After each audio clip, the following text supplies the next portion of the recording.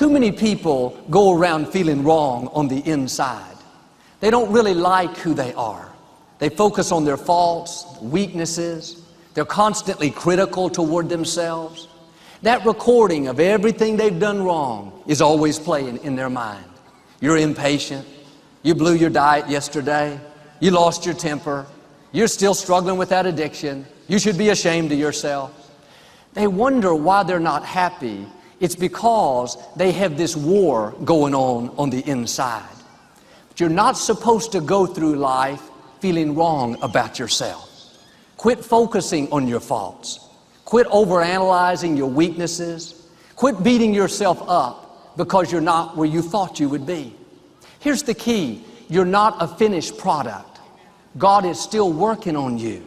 The scripture says God changes us from glory to glory. You have to learn to enjoy the glory that you're in right now. You may have some weaknesses. We all do.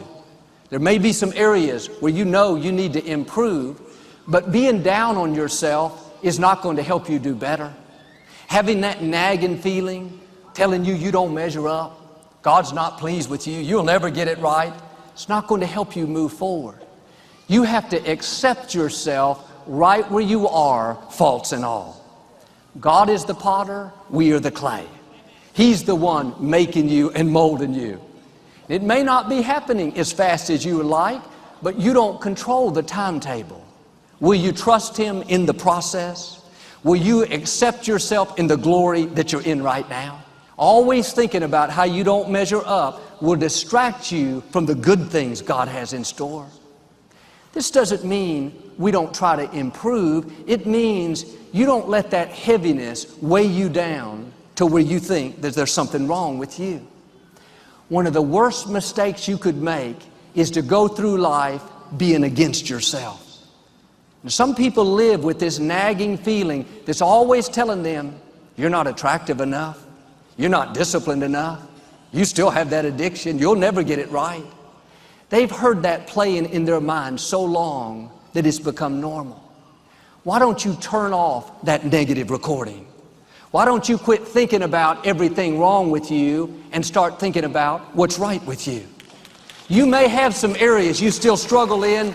Join the crowd. We all do. There's not one perfect person in here. What I'm saying is, it's okay to feel good about who you are while you're in the process of changing. Somebody asked me the other day, what is the one thing I would change about myself if I could? And I don't mean this to sound arrogant, but I couldn't think of anything. And yes, there are plenty of areas I need to improve in. Here's my point. I don't sit around thinking about everything wrong with me. I don't have on the forefront of my mind my flaws, my weaknesses, my shortcomings. I don't go through the day reliving my failures, beating myself up for past mistakes, letting that negative recording remind me of everything that I'm not. I say this with humility. I like myself. I'm happy with who I am. I'm proud of who God made me to be. Again, I'm not bragging on me. I'm bragging on the goodness of God. I know I'm the apple of His eye. I know I'm a masterpiece. I know I'm a prized possession, fearfully and wonderfully made. And yes, I have shortcomings, but I'm on the potter's wheel. I'm a work in progress. God has His own timetable. While He's changing me, I'm going to feel good about who I am. I'm going to keep my head held high and enjoy my life, knowing that God will get me to where I'm supposed to be. Very powerful when you can say, I like who I am.